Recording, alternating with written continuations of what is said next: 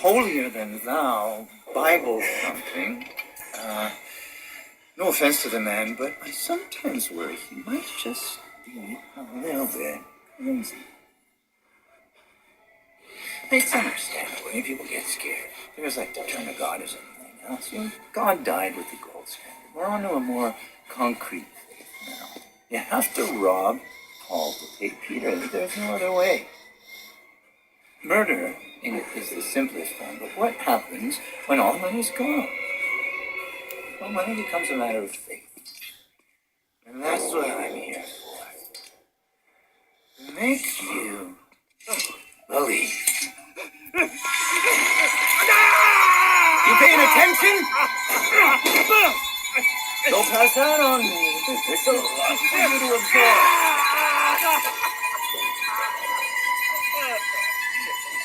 There. Better, right? You understand how we cheat here? We made the consumer into the means of production. This thing is gonna sell itself.